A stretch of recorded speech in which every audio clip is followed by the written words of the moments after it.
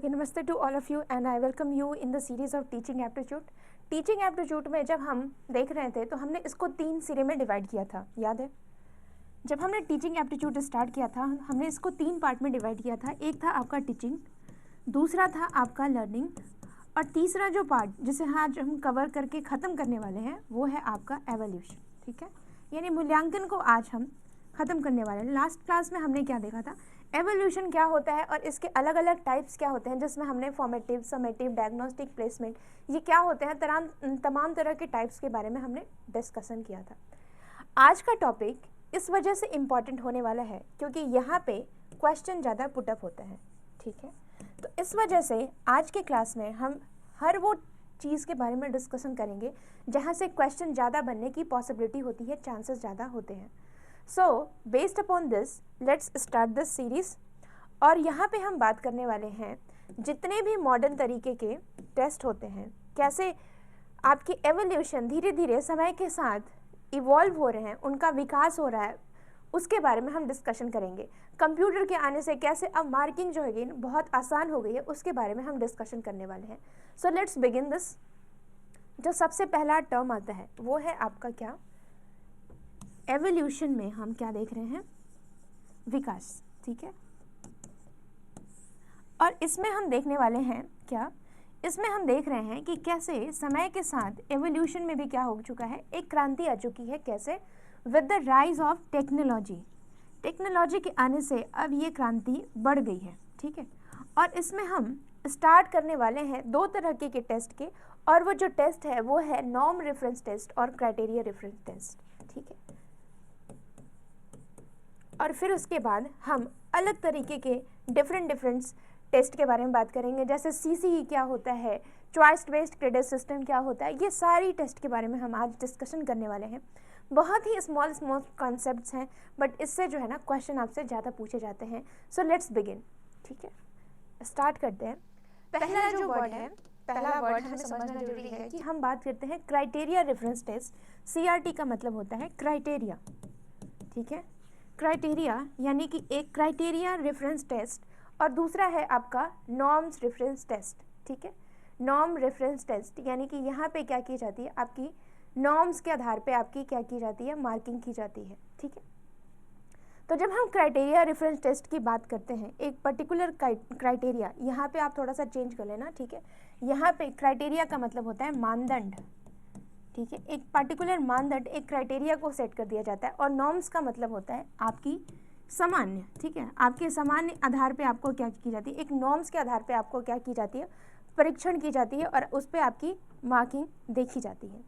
तो जब हम नॉर्म रेफरेंस टेस्ट की बात करते हैं, ठीक है, तो वहाँ पे क्या की जाती है, एक नॉर्म्स के आधार पे देखा जाता है। ठीक है, उदाहरण के रूप में जब हम नॉर्म रेफरेंसिंग टेस्ट की बात करते हो, तो जब आप नॉर्म्स की बात करते हैं, पहले हम नॉर्म्स पे आएंगे, फिर उसके बाद क्राइटेरिया पे आएंगे। ठीक है, क्राइटेरिया वर्ड आप बाद में समझना, पहले नॉर्म समझिए।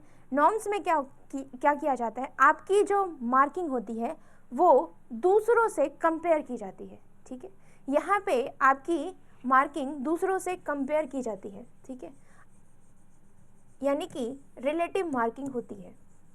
ठीक है, आपकी परफॉर्मेंस, आप एग्ज़ाम में आपकी मार्किंग इस तरीके से देखी जाती है कि आपने कितना स्कोर किया, ये नहीं देखा जाता है, आपने दूसरों के मुकाबले कितना स्कोर किया, ये है आपकी नॉर्म्स रेफरेंसिंग टेस्ट। यहाँ पे आपने वर्ड सुना होगा परसेंटाइल।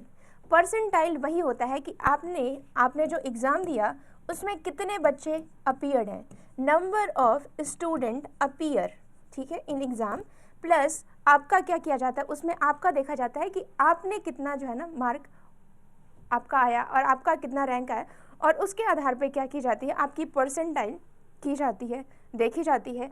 तो यहाँ पे आपकी क्या की जाती है, कंपैरिजन होती है। ठीक है, और आप ये comparison as compare to other student हम करते हैं। तो ये है आपका norm referencing test. Norm reference test यानी कि आपकी जो मार्किंग होती है वो रिलेटिव होती है, यानी कि दूसरों के संबंध में आपकी मार्किंग की जाती है। रिलेशनल इन नेचर होता है, रिलेटिव इन नेचर होता है। ठीक है, तो जब भी हम आपकी मार्क्स की बात, आपने जो अचीवमेंट किया वो दूसरों के हिसाब से आप देखते हो, तो उसी को हम क्या कहते हैं, नॉर्म रेफरेंसिंग टेस्ट। और इसमें ये बहाना बनाना बहुत आसान होता है कि मम्मी मेरा इसलिए नहीं निकला क्योंकि वहाँ पे बच्चे कंपटीशन बहुत ज़्यादा था। क्यों? क्योंकि यहाँ पे क्या की जा रही है, आपकी जो सिलेक्शन हो रही है वो दूसरों के मुकाबले हो जा रही है, यहाँ पे परसेंटाइल की बात आ जाती है।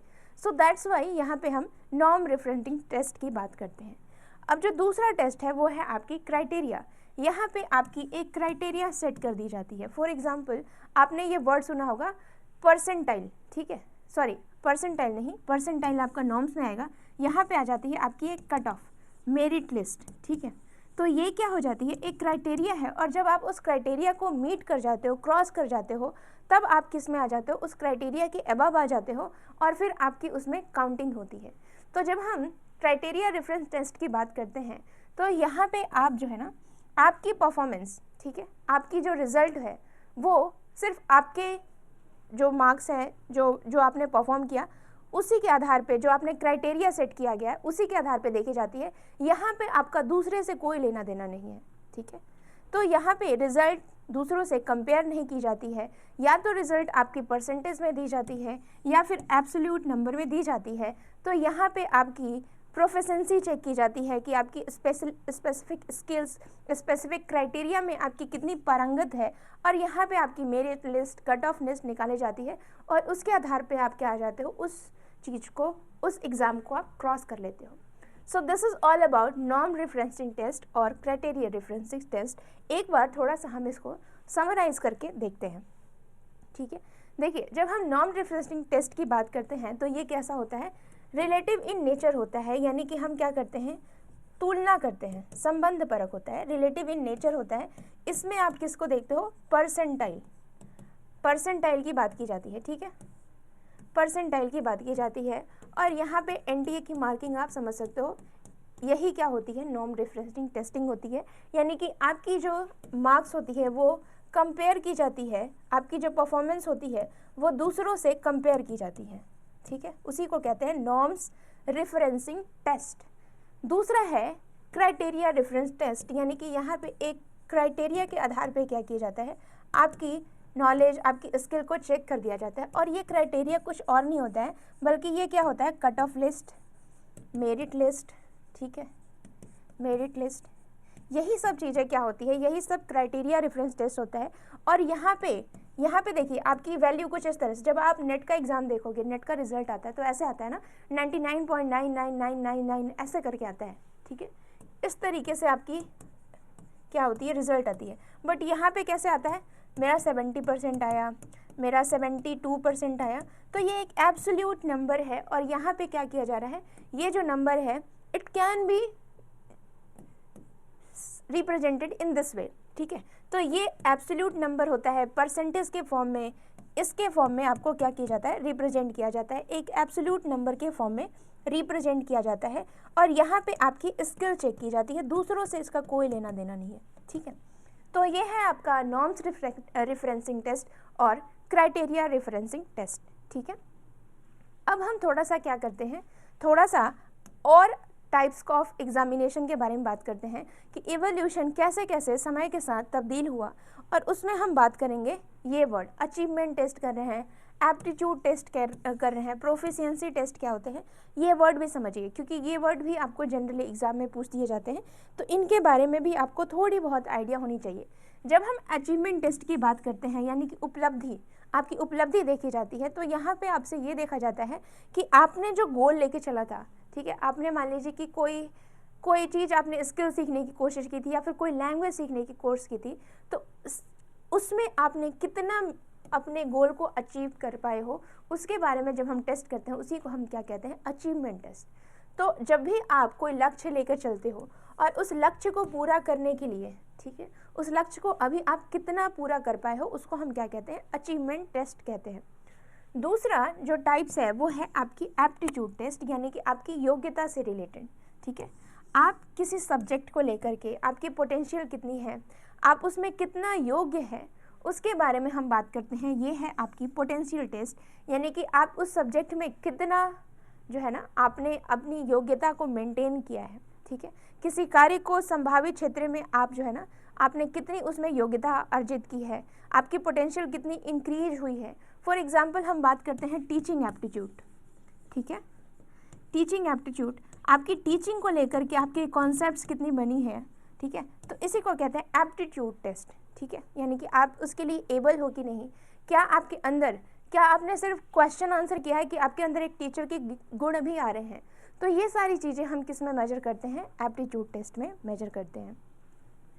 अब जो नेक्स्ट टॉपिक है वो है आपकी प्रोफिशिएंसी टेस्ट, यानी कि यहाँ पे आपकी प्रोफिशिएंसी को हिंदी में कहते हैं प्रवीण, आप कितना प्रवीण है, ठीक है, यानी कि मान लीजिए कि कोई सब्जेक्ट है, ठीक है, कोई सब्जेक्ट, या फिर मान लीजिए कि आपने कोई कोर्स कर लिया, ठीक है, डिप्लोमा का कोर्स हो गया, या फिर कोई लैंग्वेज सीखने से रिलेटेड कोई कोर्स कर लिया, और उसके आधार पे आपको क्या किया जाता है, एक पर्टिकुलर डिग्री दी जाती है, ठीक है। तो डिग्री पूरा करने के बाद ये देखना कि आपने कितना उसमें प्रवीणता हासिल की, ठीक है, तो उसी को हम क्या कहते हैं, प्रोफिशिएंसी टेस्ट, यानी कि प्रवीणता परीक्षा, जिसमें आपको एक नॉर्मल टेस्ट लिया जाता है और उसके बाद आप इस लायक हो जाते हो कि आप क्लेम कर सकते हो कि I have some ability about this topic. For example soft skill की ट्रेनिंग होती है और उसमें आपकी थोड़ी सी आपकी जैसे कि छोटा सा एग्ज़ाम हो जाता है PYQ रिलेटेड, MCQ रिलेटेड, और उसको पास करने के बाद you got a degree. Communication skills हो गए, या फिर फाउंडेशनल IT के कोर्सेज में कुछ आपके क्वेश्चन स्टेप्स प्रोसेस जानने रहते हैं कि कंप्यूटर में आपको बेसिक चीज़ें आती है कि नहीं, और उसके आधार पर क्या की जाती है, आपको एक डिग्री असाइन कर दी जाती है। उसी को हम क्या कहते हैं, उसी को हम कहते हैं प्रोफिशिएंसी टेस्ट, ठीक है।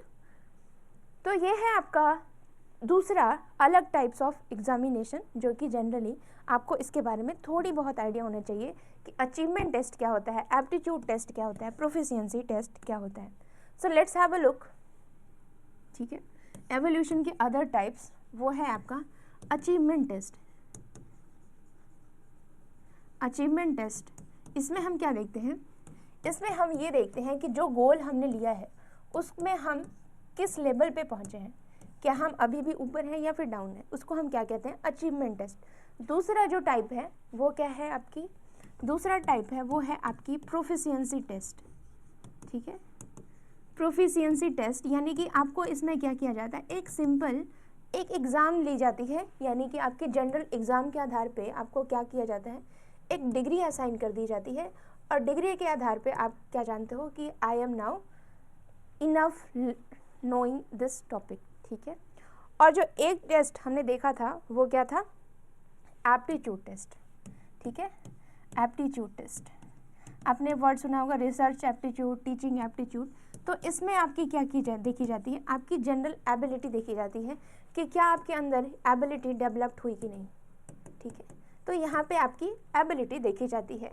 तो ये हैं आपके अदर टाइप्स ऑफ एग्जामिनेशन, जिसमें हम आज बात करते हैं achievement test, aptitude test, proficiency test के बारे में, ठीक है। अब हम थोड़ा इम्पॉर्टेंट टॉपिक की तरफ बढ़ते हैं, और ये है आपके कुछ इम्पॉर्टेंट टॉपिक जिससे बार बार क्वेश्चन आते हैं। वो है आपका OBE एग्जामिनेशन क्या होता है, मूक क्या होता है, और CCE और क्राइटेरिया, और ये सब तो हमने ऑलरेडी बात कर ली है, ठीक है, ये हमने ऑलरेडी बात की है, ठीक है। अब हम थोड़ा सा बात करेंगे कहाँ पे, ये OBE क्या होता है, मूक क्या होता है, और CCE क्या होता है। एक वर्ड समझिए CCE, इससे ज़्यादा आपसे क्वेश्चन पूछा जाता है, CCE क्या होता है, ठीक है। CCE ये वर्ड समझिए, इसको हिंदी में कहते हैं, हिंदी में इसका फुल फॉर्म होता है कंटिन्यूअस कॉम्प्रिहेंसिव, ठीक है, एवोल्यूशन। अब इसका मतलब ये एक एक वर्ड अपने में आप में एक कहानी बताएगा, ठीक है। क्या कहानी बताएगा, just take a look.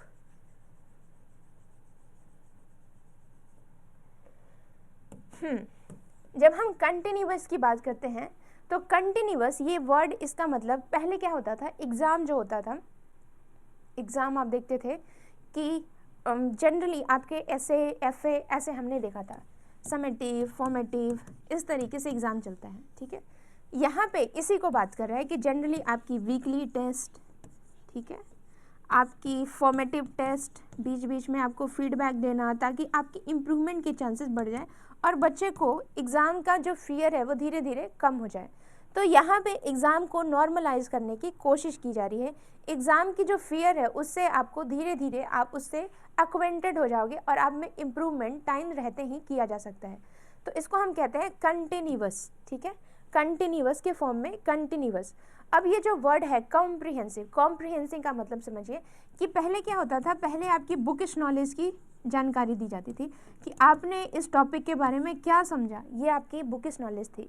But यहाँ पे अब एवोल्यूशन करने का तरीका जो है वो 360 डिग्री हो गया, ठीक है।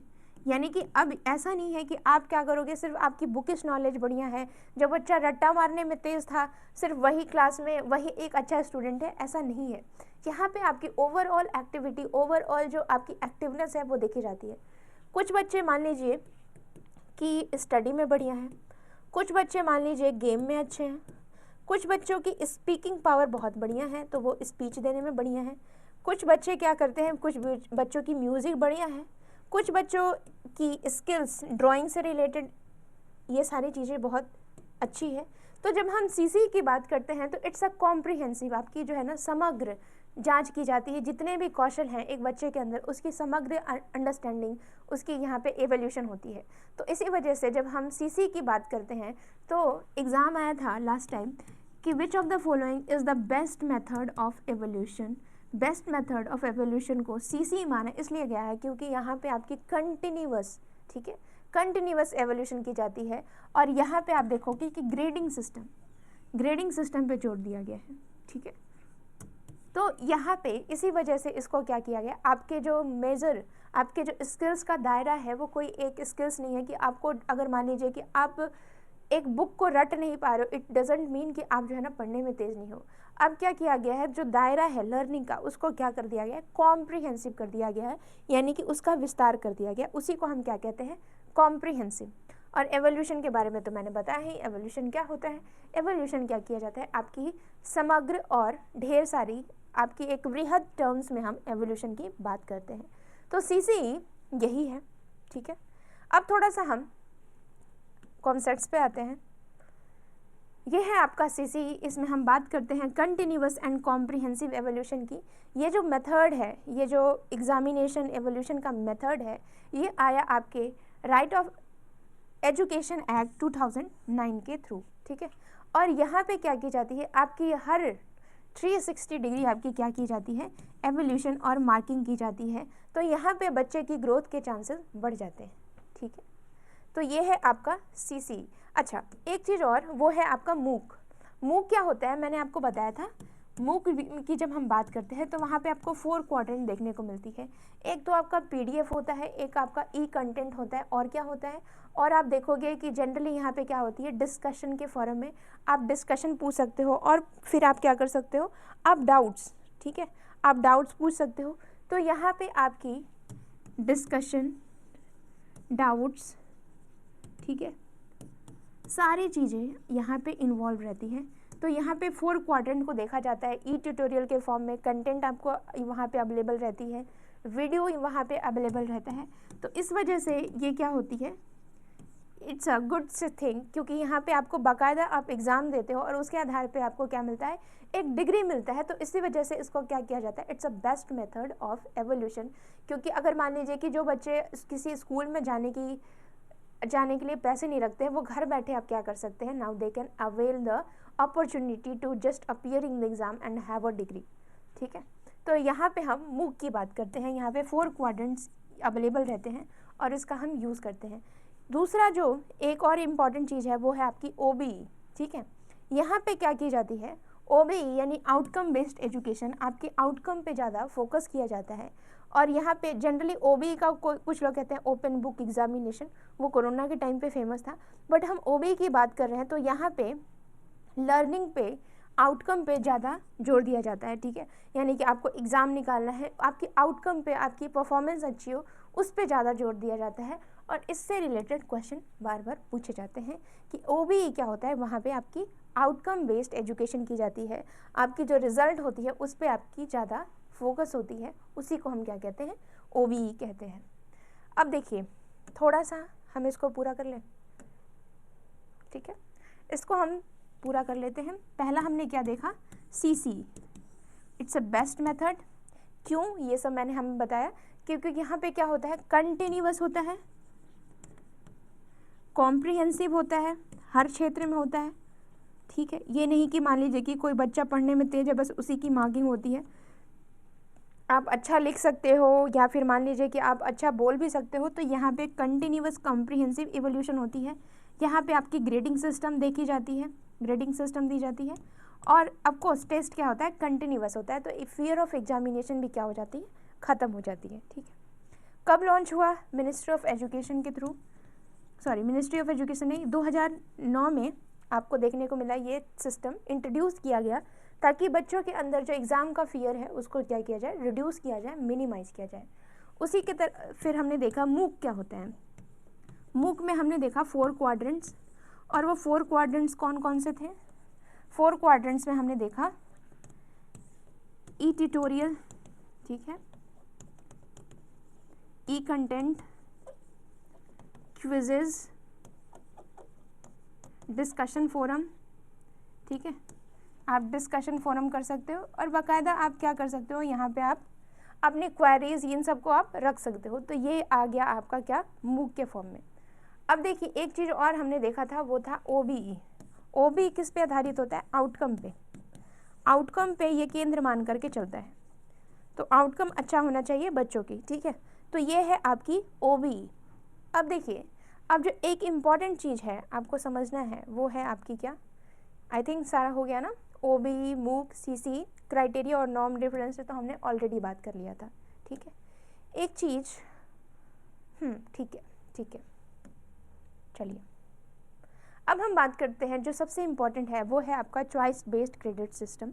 इसके बारे में समझिए, ये जो चॉइस बेस्ड क्रेडिट का मतलब क्या होता है, इसके बारे में आपको समझना जरूरी है। क्रेडिट का मतलब क्या होता है, इस वर्ड को समझिए। क्रेडिट, आप देखते हो क्रेडिट कार्ड, ठीक है। क्रेडिट इन द सेंस कि यहाँ पे जो हम क्रेडिट की बात कर रहे हैं, वो क्रेडिट कैसा है, वो है आपके अंक से रिलेटेड। ठीक है, आपने मान लीजिए कि आपने एक टॉपिक को, ठीक है, आपने एक टॉपिक को वीक में कितने घंटे पढ़ा, उसी को हम क्या कहते हैं, क्रेडिट कहते हैं। तो यहाँ पे जो क्रेडिट है वो आपके एजुकेशन सिस्टम से रिलेटेड है, और यहाँ पे क्रेडिट का मतलब होता है number of hour. Number of hour you read the subject in a week. एक वीक में आपने मान लीजिए कि 2 घंटा पर वीक आपने पढ़ा, ठीक है, तो इसकी क्रेडिट क्या हो गई, 2 क्रेडिट। अगर 3 घंटा 3 आवर पर वीक पढ़ा, तो इसकी क्रेडिट क्या हो गई, 3 क्रेडिट। तो इस तरीके से क्या होता है, एक पर्टिकुलर सब्जेक्ट की क्रेडिट को असाइन किया जाता है, उसी को हम क्या कहते हैं, क्रेडिट सिस्टम कहते हैं। ठीक है, अब देखिए चॉइस बेस्ड क्रेडिट सिस्टम क्या होता है कि हमें इसका फ़ायदा ये होता है कि हम यहाँ पे वर्ड चॉइस, ठीक है, इसको समझिए। चॉइस का मतलब ये होता है कि हम अपने पसंद से कोई भी सब्जेक्ट चूज़ कर सकते हैं। फॉर एग्जाम्पल, अगर मान लीजिए कि मैं इंजीनियरिंग की बच्ची हूँ, या फिर मान लीजिए कि मैं ह्यूमैनिटीज़ की बच्ची हूँ, और मुझे अभी भी फिजिक्स पढ़ना पसंद है, तो मैं कुछ सब्जेक्ट क्या कर सकती हूँ, फिजिक्स से चुन सकती हूँ। अगर मान लीजिए कि कोई इंजीनियरिंग का छात्र है जो कि इंजीनियरिंग पढ़ रहा है और उसे हिस्ट्री सब्जेक्ट पढ़ना पसंद है, तो वो कोई चीज़ अपने हिसाब से चूज़ कर सकता है, यानी कि कोई टॉपिक वो ह्यूमैनिटीज़ बैकग्राउंड से चुन सकता है। और ये कैसे होता है, ये कुछ इस तरीके से होता है। आपने ये वर्ड सुना होगा, कोर सब्जेक्ट, इलेक्टिव सब्जेक्ट, ठीक है, कोर और इलेक्टिव सब्जेक्ट। फॉर एग्जांपल, आप इंजीनियरिंग के छात्र हैं, ठीक है, और आपको हिस्ट्री पढ़ना पसंद है, ठीक है, तो आप इलेक्टिव कोर्स में आप चुन सकते हो इंजीनियरिंग, ठीक है। और एक और सब्जेक्ट होता है, उसको कहते हैं एंसिलरी। एंसिलरी क्या होता है, इसको कहते हैं सहायक सब्जेक्ट।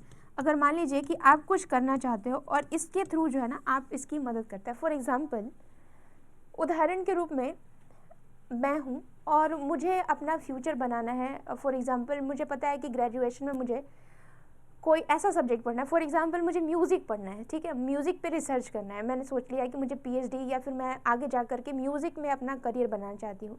तो मैंने क्या किया, एंसिलरी में मैंने क्या कर लिया, मैंने थोड़ा सा फाइन आर्ट्स ले लिया, ठीक है, फाइन आर्ट्स ले लिया। फाइन आर्ट्स हालांकि एक कोर्स होता है, बट मैं एक एग्जांपल दे रही हूँ, ठीक है।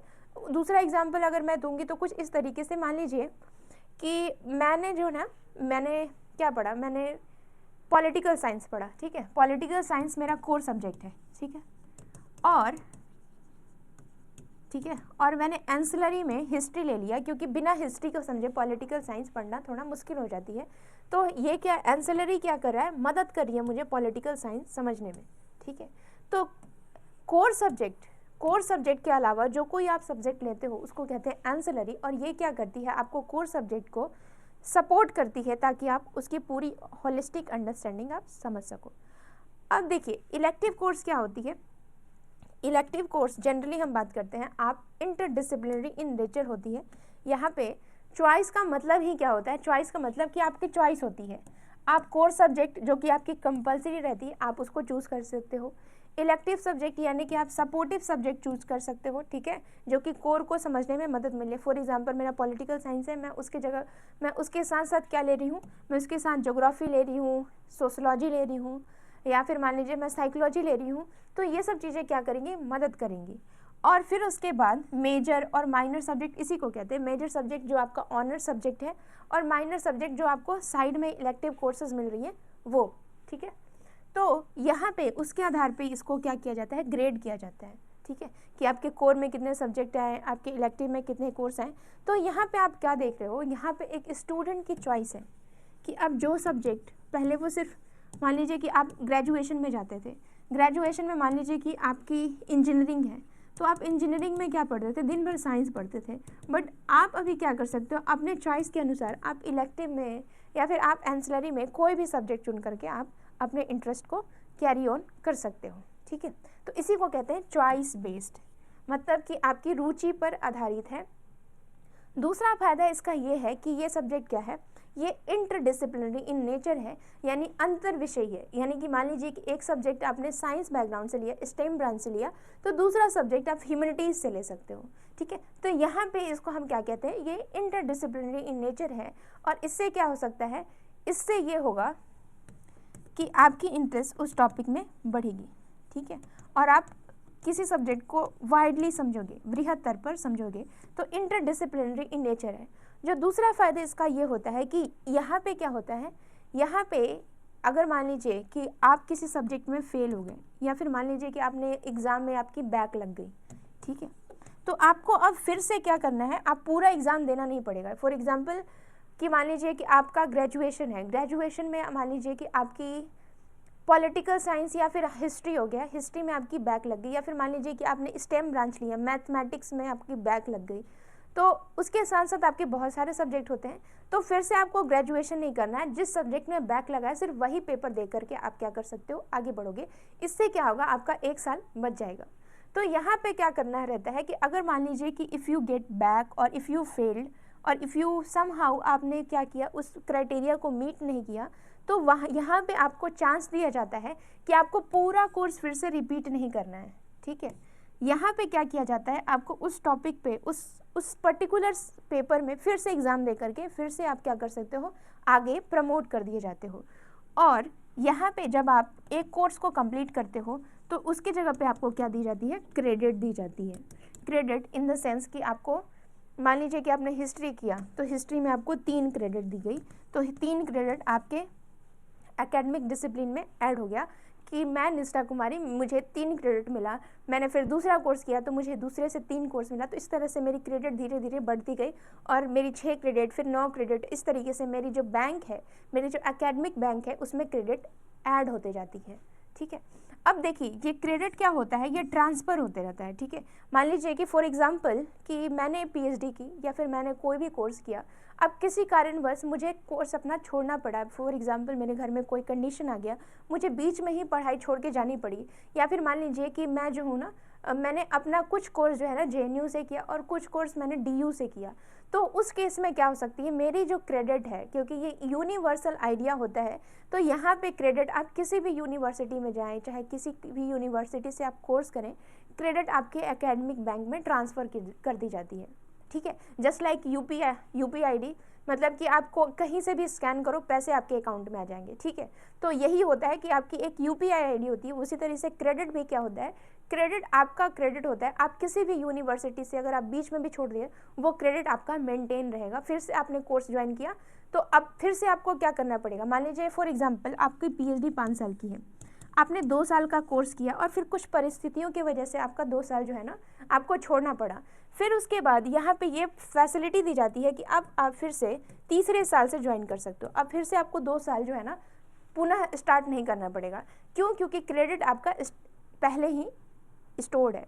तो यहाँ पे बच्चे की फैसिलिटीज़, बच्चों की सहूलियत को देख करके क्या की जाती है, ये परफॉर्मेंस, ये सब चीज़ें, ये सब मैनेज किया जाता है ताकि बच्चे को बर्डन ना लगे एग्ज़ाम। ठीक है, यहाँ पे इंटर यूनिवर्सिटी ट्रांसफ़र की जाती है क्रेडिट। फॉर एग्जांपल अगर मान लीजिए कि मैं DU में हूँ तो मैं JNU से कोई कोर्स कर रही हूँ, तो वो जो क्रेडिट है वो मेरे क्रेडिट में ट्रांसफ़र हो जाएगा। तो यहाँ पे इंटर यूनिवर्सिटी फैसिलिटीज़ हो जाती है। क्रेडिट मैंने बताया, क्रेडिट क्या होता है, number of hour of instruction, मैंने कितने घंटे वो सब्जेक्ट पढ़ी है एक वीक में, उसी को हम मेजर करते हैं क्रेडिट के फॉर्म में। और यहाँ पे आपकी मार्किंग की जाती है CGPA। अच्छा, एक वर्ड आपसे पूछेगा CGPA क्या होता है, तो इसको भी आप समझिए, क्योंकि यहाँ पे भी आपकी एवोल्यूशन कैसे की जाती है, CGPA के फॉर्म में की जाती है, कॉम्युलेटेड ग्रेड पॉइंट एवरेज। ठीक है, और ओवरऑल ग्रेड को आपको क्या किया जाता है, मेजर किया जाता है पूरे सेमेस्टर में। ठीक है, सेमेस्टर 1, सेमेस्टर 2, सेमेस्टर 3, तो उसके बाद आपकी क्या की जाती है, CGPA, SGPA, ये सारी चीज़ों में हम क्या करते हैं, आपकी ग्रेडिंग को मार्क करते हैं और मेजर करते हैं। उसी को हम कहते हैं चॉइस बेस्ड क्रेडिट सिस्टम। ठीक है, so don't you think it's a revolution, क्योंकि आपको क्या करना पड़ रहा है, अब आपकी एजुकेशन, आपको फिर से चीज़ आप रिपीट नहीं कर पा रहे हो। ठीक है, आप जहाँ से छोड़ रहे हो वहीं से स्टार्ट करो। तो मैं चाहती हूँ कि आप इसको ज़रूर समझें, क्योंकि ये आपकी राइट है, आपका अधिकार है। चॉइस बेस्ड क्रेडिट सिस्टम की जब हम बात करते हैं तो यहाँ पे क्या की जाती है, इंटरडिसिप्लिनरी होती है। बच्चों को चॉइस रहती है कि वो किसी भी डिसिप्लिन में जाकर के कोई भी सब्जेक्ट चुने। दूसरी इसकी फ़ायदा ये होती है कि यहाँ पे क्या किया जाता है, क्रेडिट का प्रावधान रहता है। और क्रेडिट क्या होता है ये मैंने आपको बताया। तीसरा सबसे इम्पॉर्टेंट चीज़ ये होता है कि यहाँ पे क्या किया जाता है, बच्चों को, ठीक है, बच्चे अगर मान लीजिए जिनका बैक लगा हुआ, तो वहाँ से वो क्या कर सकते हैं, रीस्टार्ट कर सकते हैं। और किसी पर्टिकुलर टॉपिक में अगर उनका फेल हो गया तो सिर्फ उसी टॉपिक का एग्जामिनेशन देना होगा। यहाँ पे क्या होती है, यहाँ पे आपकी ग्रेडिंग की जाती है। ठीक है, यहाँ पे आपकी ग्रेडिंग की जाती है, CGPA के फॉर्म में आपकी मार्किंग की जाती है। सो this is all about evolution. Evolution में कैसे नए नए टाइम्स के साथ ये विधियाँ विकसित हो रही हैं, इसके बारे में आपको पता होना चाहिए। So today we have discuss all the evolution, कैसे समय के साथ हमारी मार्किंग सिस्टम, हमारे एवोल्यूशन, मापन के तरीके चेंज हो रहे हैं with the rise of technology, with the need of the student, with the need of the changing time. So that's why we should know this as a student. ठीक है, और न्यू एजुकेशन पॉलिसी जब आप higher education पढ़ोगे तो उसमें आपको इसके बारे में कॉम्प्रिहेंसिव रूप में से आपको इसकी आइडिया मिलेगी। सो this is all about today class. आज के क्लास में इतना ही, जहाँ पे हमने एवोल्यूशन को ख़त्म कर लिया। ठीक है, देखिए एक चीज़ मैं और आपको बताना चाहती हूँ is regarding the teaching aptitude. Teaching aptitude में हमने सारे टॉपिक को कवर कर लिया ऑलमोस्ट, बट कुछ टॉपिक रह गई हैं। For example Bloom taxonomy, blended learning क्या होती है, ये सब चीज़ें आपके एग्जाम में आती हैं। So in the next class we are going to cover all the miscellaneous topic regarding the teaching aptitude. Till then, just keep reading and stay connected.